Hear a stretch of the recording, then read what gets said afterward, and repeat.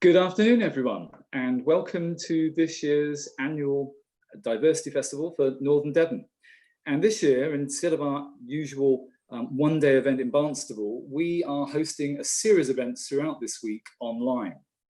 And I'm David Chalmers, and I'm the chair of North Devon Sunrise, the organisation charity who hosts the annual Diversity Festival as part of our celebration of diversity. We also challenge discrimination and change attitudes in our rural communities. And at the moment, we are waiting to hear of our charitable status. So it's actually a very important year for us.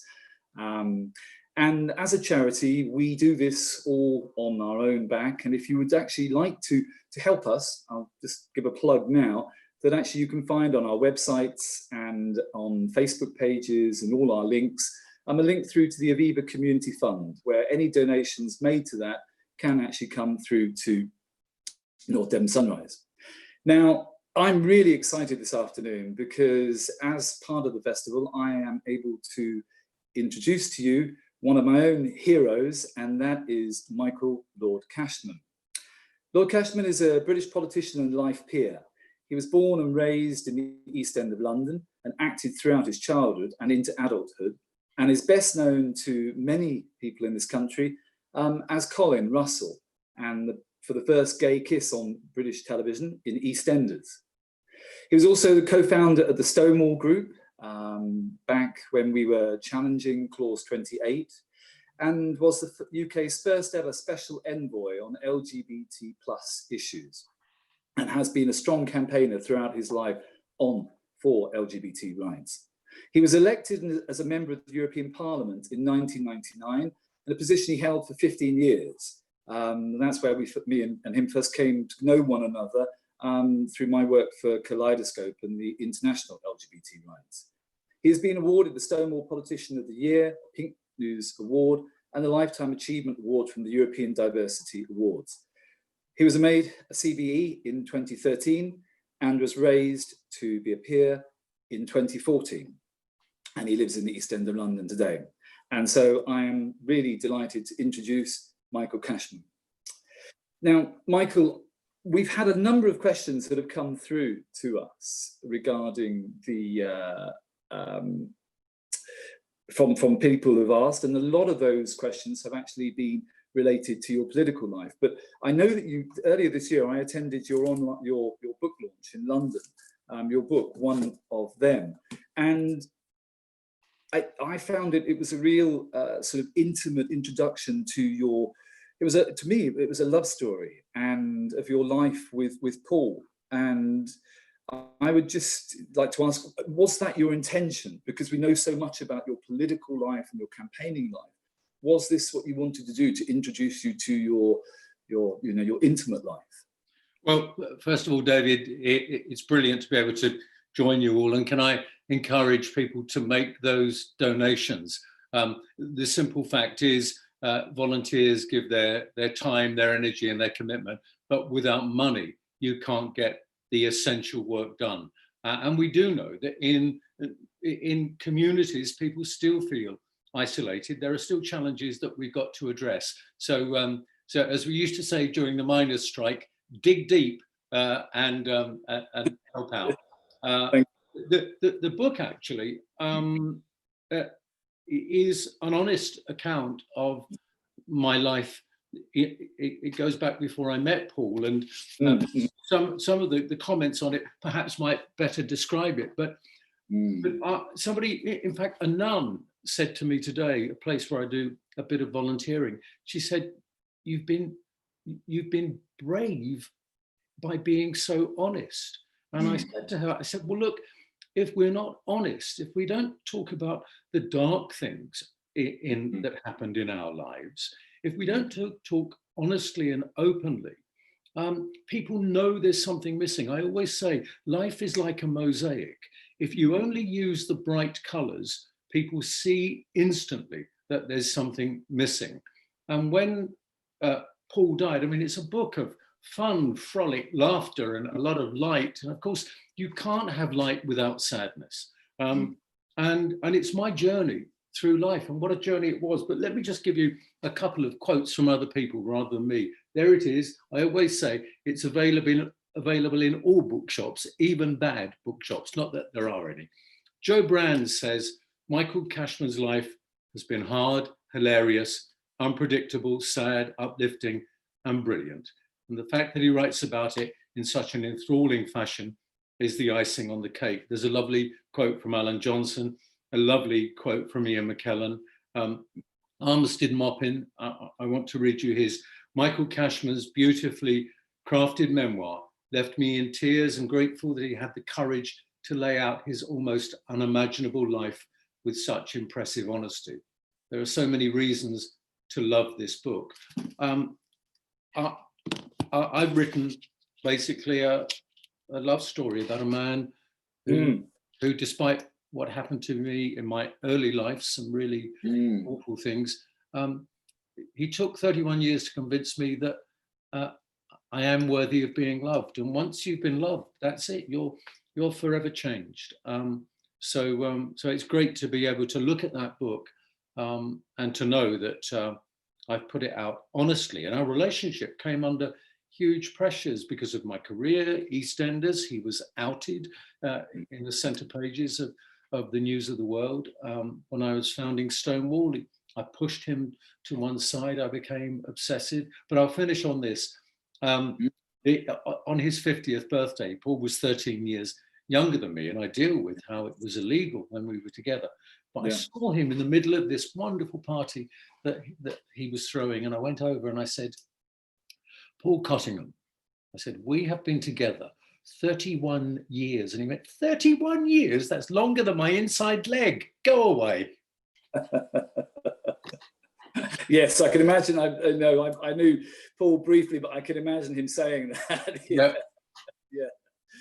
And coming up, one of the questions that we had from people is what, in an area like North Devon, what kind of support could a person coming out ask for, do you think? I think, first of all, the most important thing with coming out is to come out to oneself and to say, I am worthy of owning my real space in this world and not space loaned to me by pretending to be somebody else. Know that we are unique. The one thing we have in common with other people is our difference. And I think being able to have at least one person outside of your family that can give you that support, whether it's through friends there in your community, or whether it's a friend on the phone, or whether it's something like Lesbian and Gay Switchboard, being able to go back to someone and to express how you feel, ask opinions on how you deal with issues, and how you come out. And I think the thing to remember is that parents, friends, and others, as soon as we're born, have expectations and aspirations. And the important thing for me was never to give them an inkling that I could meet those aspirations. So when they were saying to me, when I was a young man, you're going out, I said, yes. You going out with a girl? And I'd say, no, I'm going out. Because if I said a girl, I then start a narrative that they bring an ending to. But the most important thing in coming out is to come out to yourself and recognize that by telling somebody who you are, you give them the most amazing gift. You don't give them a burden. You give them a gift of knowing you. And sometimes people feel a bit disconnected, but they come round. Yeah. And when I came out to my dad, I mean, you know, I came out to my mum, and my mum said, oh, I always knew. And when I came out to my dad, he said, I'm old fashioned. I don't want to know. And then through my relationship with Paul, I got to know my father got to know me, and he gave me the amazing gift of, I think, of realizing that if he'd been gay and he'd had the same opportunities, he would have done exactly the same. I always say, when he realized that was the day I became my father's son. Yeah. Is that the advice that you would give your younger self? or is there other? I think the advice I would give my younger self is you are worthy of being loved. You don't have to be hurt. You don't have to be abused. If somebody loves you, they don't have to leave you. To know you're worthy of love means you don't put up with abuse, and you don't have to put up with abuse. And a lot of gay men, certainly of my age and older, and indeed some younger, you grow up where people are saying gay men, lesbians, trans people, bisexuals, etc., should not be treated equally, that there's something wrong with them. Well, no matter what you feel, that has a kind of way of seeping into your psyche. And it's important to look in that mirror and see the person that other people see, and see the person that other people love. No, very, very true. We've got. I should ask you actually, what advice would you give your younger self? The same. Actually, very true what you're saying. You were hitting a nerve there about how if you're not honest with yourself and with other people, or you can start to dig. Let's say you start to weave a sort of a story. That story then grows in itself, and then that becomes very difficult to sort of get out of.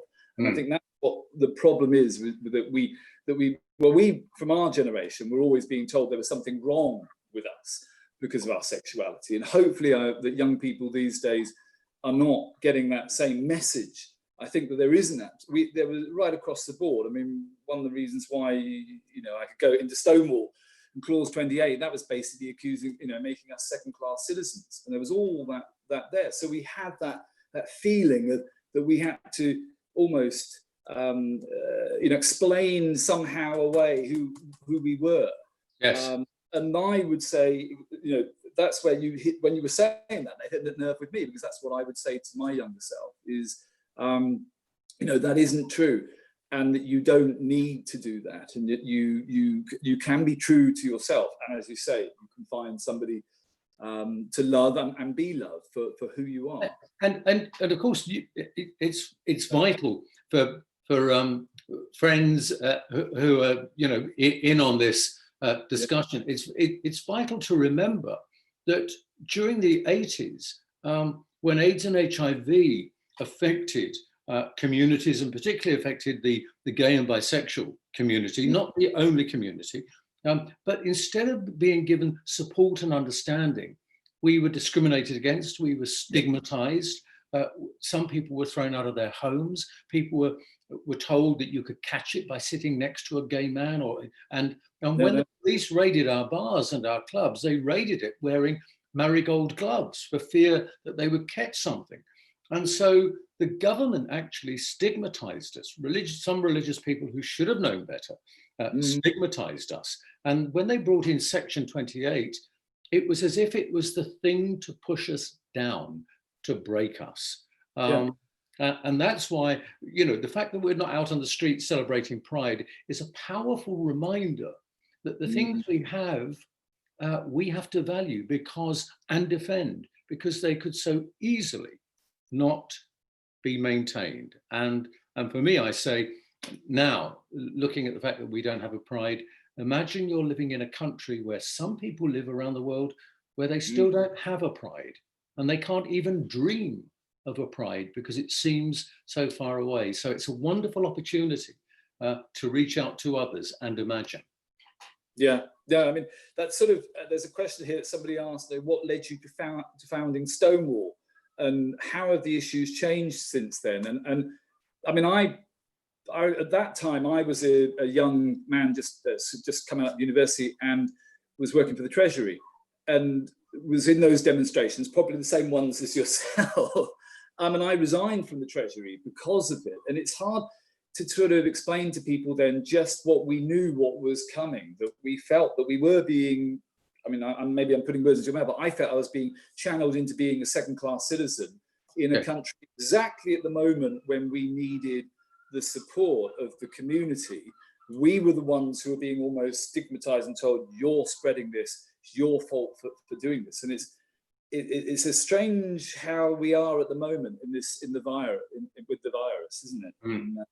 Yeah. Look, in answer to your question, when Section 28 happened, and again, I never take for granted that people know what Section 28 meant, but it virtually said that a local authority shall not promote homosexuality. We said, tell us what you mean by promote, nor the acceptability, these are my words now, of same-sex relations as even pretend family relations. And it was because they said we were a threat to children. They said that we were trying to get our ideas into schools, as if loving relationships and consensual relationships can be a threat to anyone. And we lost the battle against Section 28. It became law. And I remember saying to Ian McKellen, and again I detail this in my book, I said, we've got to set up an organization so that another Section 28 never happens again. We came under a lot of attack from some lesbian and gay activists who believe that we shouldn't be doing it. We didn't have the history to be able to do it. And we set about founding that organization that would be professionally run, would have a professional staff. How have the issues changed? The issues are always cyclical. First of all, we've nearly achieved equality in the United Kingdom. Do remember, people in Northern Ireland have only just got the right to same-sex marriage. Women in Northern Ireland, and we must always connect with the rights of others, women in Northern Ireland have only just got the right to be able to choose to have an abortion or not. Now, the rights that we have don't travel with us, and that's what we've got to make certain that they do. And then we achieve the universality of human rights. But I am deeply worried at the moment because the government has indicated that a ban on conversion therapy, so-called conversion therapy, they have said that religious spiritual organizations will still have a role. So for me, it's a SOP. There can be no caveat on trying to convert or pervert somebody out of their natural sexual orientation or gender identity. On relationship and sex education in schools, again, Baroness Berridge in the House of Lords said that religious organizations and religion shall take a role on sexual orientation. Why single out sexual orientation? And on reform of the Gender Recognition Act, there is an indication that they will not afford trans women and trans men the equality and the freedom from discrimination that they need. So I do have fears, and I do know this: if I, as a gay man, sacrifice the rights of trans women, trans men, or any other group, the 1930s and Germany tells me that if I sacrifice the rights of others, then ultimately my rights will be taken. And around trans, there's a very simple debate to be had about single space and about safety. What we need to discuss is acceptable behavior in shared, private, or public space. Currently, fears about unwanted advances and unwarranted behavior, those fears and that unwanted behavior is already covered by the law and are criminal actions. Let us not represent a tiny minority of a minority as that minority, because it happened with gay men when gay men were represented as paedophiles. Now, we've spent our lives saying, look at us. What we want to engage in are consenting relationships, consenting legal relationships, the ability to be able to love. So I am an optimist, but I have to say I am worried by the direction of Boris Johnson's government, and I'm worried by some of the ministerial positions or the people holding those ministerial positions. You mentioned that in other countries around the world, I think it's 70 at the moment, it's still illegal to be gay. And I know that you, in the European Parliament, that you campaign tirelessly for that, and actually, adding bits within treaties to make sure that if we did a trade treaty with other countries, I remember the one with the Caribbean, that there were, that they would respect the rights of LGBT people. David, you've got a wonderful memory. You're right. It was the Cotonou Agreement that affects all of the countries of Africa, the Caribbean, and the Pacific. And I wanted a specific there is a human rights clause, and I wanted a specific non-discrimination clause on gender identity and sexual orientation. I didn't get the exact. I got the exact wording from the Parliament. The African, Caribbean, and Pacific countries wouldn't accept it. But from the Commission, I got the absolute agreement that other status included sexual orientation, and that is the brilliance of the European Union. A lot of people forget that actually the second clause of the EU trade agreements is about human rights, respect for democracy, the rule of law, human rights. And so I was proud there to work on those issues, and indeed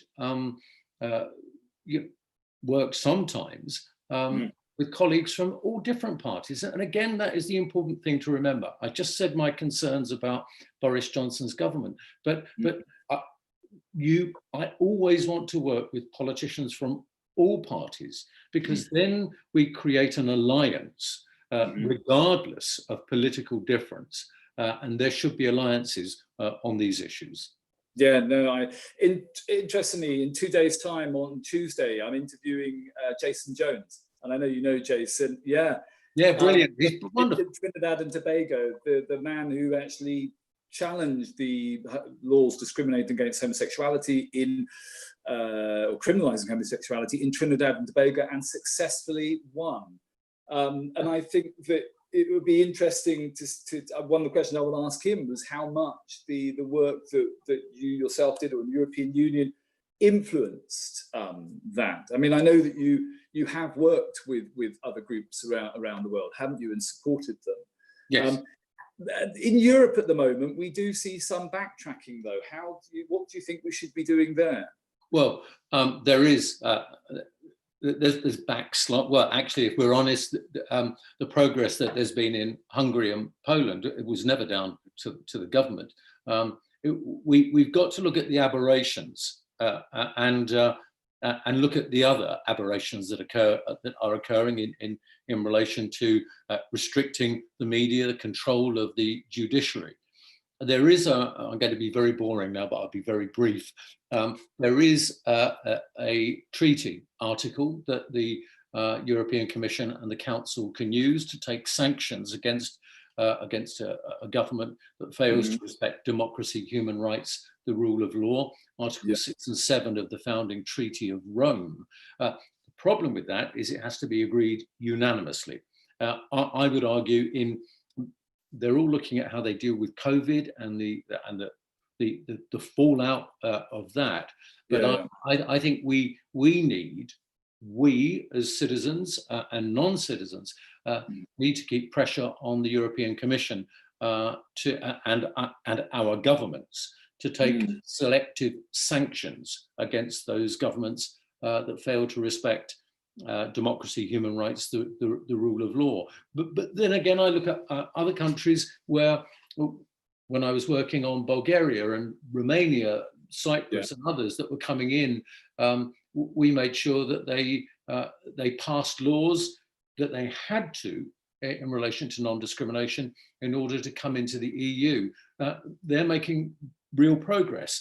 But what we have to remember, and this seems to have escaped the leavers who want to leave and have left the European Union, that we can't force governments to do things that are outside of the agreement between the 27 countries. When you agree to do something in a certain area, like non-discrimination in employment, a country cannot opt out of that.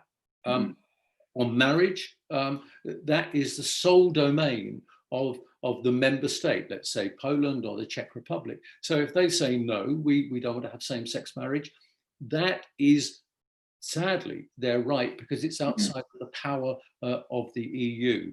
But I think people power, us putting pressure on our governments to say, what are you going to do about what's happening in Hungary and Poland, those two countries in particular? The Polish president's campaign, president, to be president, has been using and attacking the LGBT community. I mean, that has to be sort of unacceptable, and surely there has to be a way of. Of course, David. What I want the Catholic Church in Poland, very, very powerful. You know, and there are progressives within the Catholic Church. I hear the Pope is particularly progressive and is coming up against, and I say this as an atheist, and is coming up against a lot of opposition. So when you get bishops and archbishops and cardinals saying we should love one another and love thy neighbor as thyself, do whatever you want, stand in the way of discrimination and misrepresentation. And also do know that if they attack LGBT people one day, the next day, it will be somebody else. So stand up like thousands of generations of people have done and said, you cannot do that to that person, because that could be me. And if that was me, I would not want it to happen to me. That is why the connectivity, the Black Lives Matter, that connectivity, connecting with women, connecting with people with disability, of a different race, of a different ethnicity. Once we connect with their rights and they connect with ours, we become a majority that will resist negative change. It's interesting you say that, because that's what one of our remits with Sunrise is, that we try to encompass all forms of diversity. You know, so the pride element of the Diversity Festival, 2 years, there's always been a LGBT plus element to the festival, but in the last 2 years we've had actually pride marches through the towns of Bideford and Barnstaple. But we make sure that it's incorporated into the whole message around diversity, because if you pick on one, you pick on another. And David, if we don't, we deny the fact that one person can experience discrimination on so many different grounds. Again, boring. Article 19, which was Article 13 of the Treaty of Amsterdam, I worked on the action programme to combat discrimination on the following grounds: race, ethnicity, religion, belief, age, disability, sexual orientation. Gender is covered elsewhere in the treaty. Why does that list exist? Not because they just dreamt it up, but because one person can experience discrimination on each ground, and to do nothing about one is to make absolutely redundant all the other good that you've done. Again, it's a mantra of mine: together. Only together. No, so that's where we are. It is a challenge, because people obviously often want their own to be put forward, but actually working together, I think, in an area like ours, in rural communities, it's a message that is important to maintain. How the discrimination together.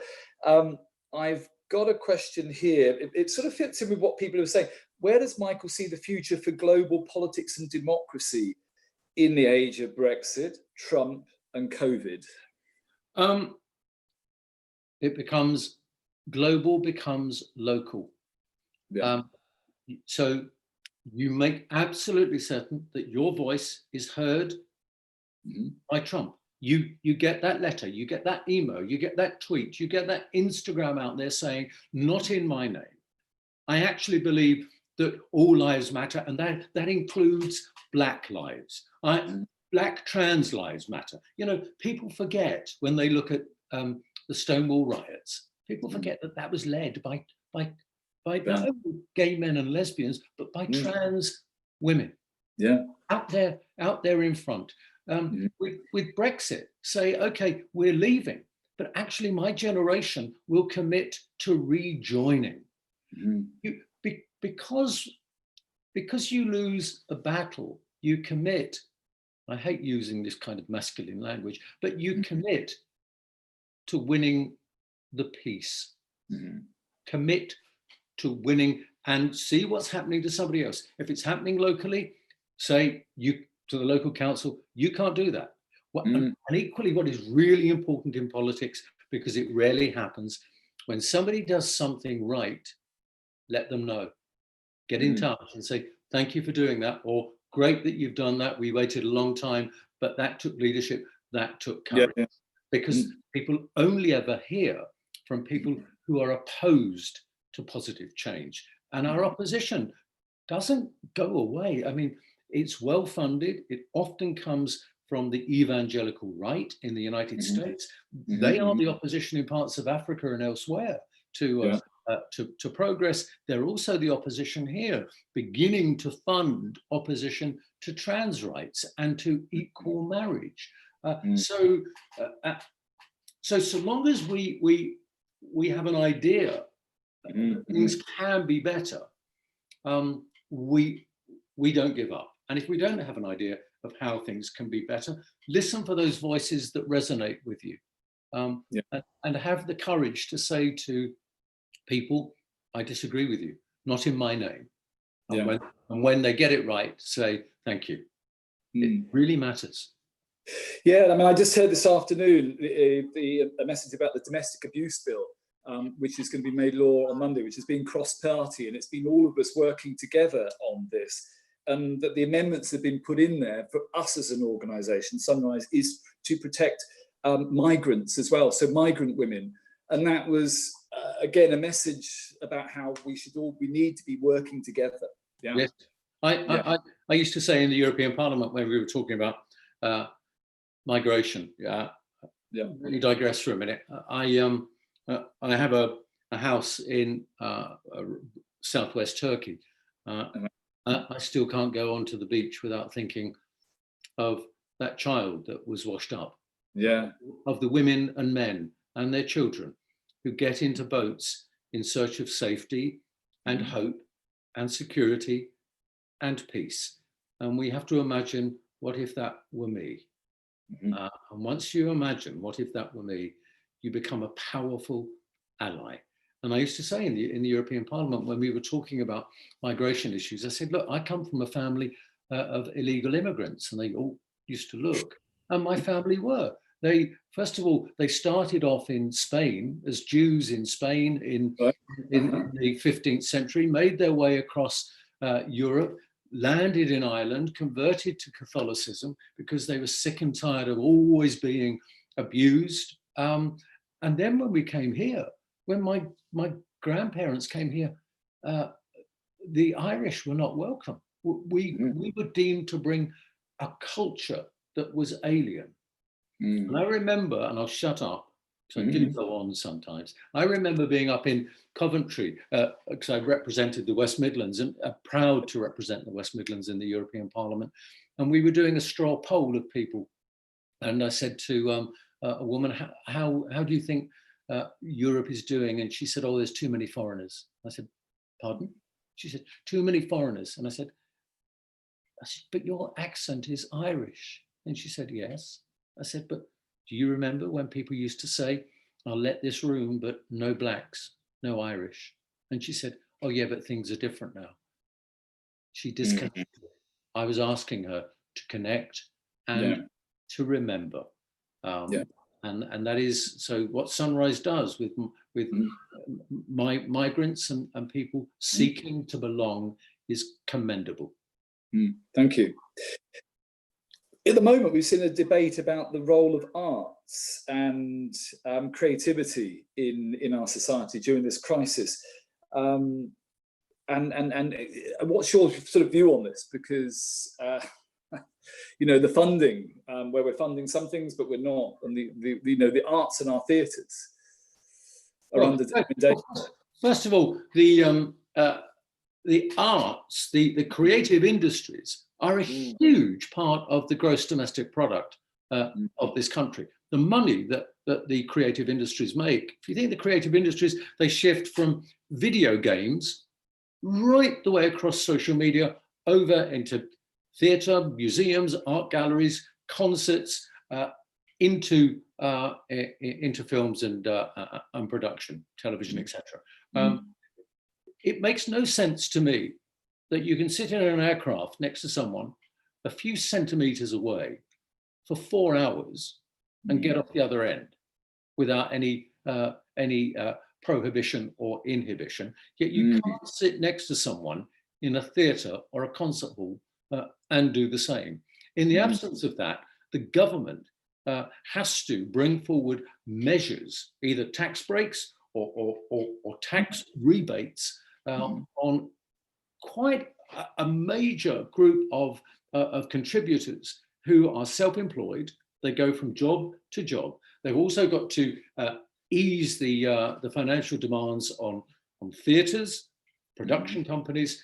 Otherwise, we will lose one of our biggest assets, and that is the creative industry. So it makes sense. And I say that as someone who is no longer an actor, although somebody said to me, that's not true. I've seen you performing in the chamber. Yeah, politics and acting. I'm going to come to a question now, what people have asked, someone else has asked, what have you learned about yourself and or something else during the lockdown? Oh, I've learned that I'm a natural recluse. So I wake up very early, get up, wake up at about 6. I've also realized I do like a bottle of wine. Mind you, I realized that a long time ago. Inner strength, that I beat myself up a lot. Psychologically, I beat myself up. And I've proven to myself that when I set out to do something, and when I commit to doing something, I fear that I won't do it, but I do it. I get in there and I do it. So I've learned to trust my inner strength. I meditate. I try and meditate once a day. I have long walks. Ian McKellen is my neighbour, and we go for socially distanced walks together, rediscovering parts of the East End and rediscovering my community here. Cementing the relationships with my 3 brothers. We speak every day, and so yeah, it's been quite an education. And, but overall, we've got to reorder and have a different priority when we get the other side. It's no use celebrating key workers and the NHS during COVID.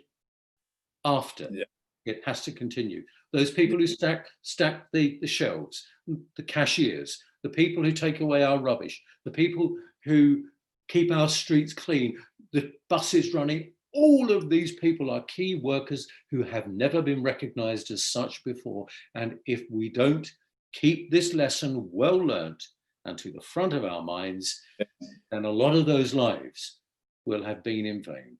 Yeah, no, you just hit something very dear to me now, because, as you know, I've just been made mayor of the local area here, Northern, and that's one of the things that I want. Congratulations! The first gay man to. You won't be the last. You see, that's what leadership does. Once you put your foot in the sand, people know it's safe to follow. It is true, but what we need to be doing is looking at a way to actually be acknowledging and supporting and recognising the work those people have done for us in our communities. One of the things that I'm looking to do. I'm aware of time, and we've only really got a little bit time left for about 5 minutes left. Well, I'll be brief. Yeah. No. Somebody had asked just about individuals identifying and represented on TV as LGBT+. Do you think there has been sufficient progress? And this sort of goes back to, because when you first came to national prominence, it was you were the first gay kiss. I remember that as a young man, sort of sitting there and going, actually, I wasn't that young. And that first gay kiss, for a lot of people, it was 1987. There were questions in Parliament. They said the show should be taken off if they didn't take the characters out, and it was a peck on the forehead. the kiss on the lips wasn't until 1988. Oh, right. Is there more prominence? Yes, there is. I like the fact that it's no longer as something that's kind of controversial. Somebody said to me, should only gay actors play gay parts? No, you're an actor.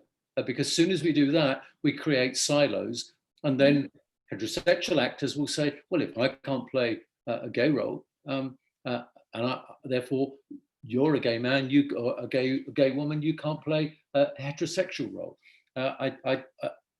There are certain issues around people with disability where it is offensive to mimic a disability when there is a perfectly good actor there who can do it.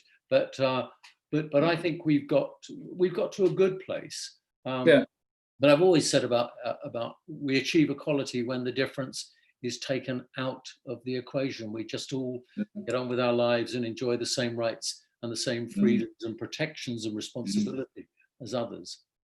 But it's been a real delight talking to you this afternoon. And actually, Claire has just sent a messaging. She went as a young girl, I think, to see you in as Prospero in The Tempest in Barnstable.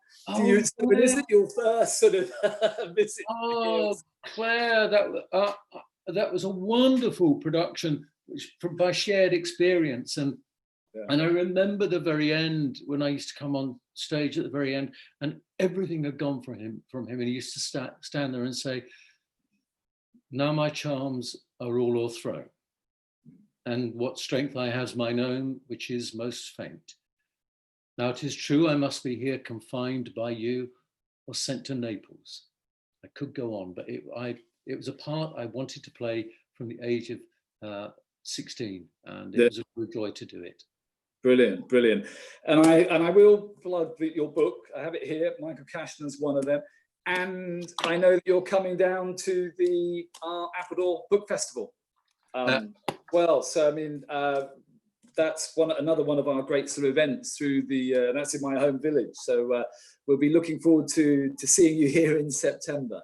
Well, I'm looking forward to it, and I'd say to people, it's definitely going ahead. Do come along and see us, even if it's at arm's length. And it's going to be good. Today, as I said, you mentioned before, Sunrise. We are the hosts of the Diversity Festival, and I said I think this is one of the most inspiring, interesting sort of elements that we've brought into this interview with you, that we've brought into our festival. And I hope that we will be able to welcome you back again in the future. Thank you.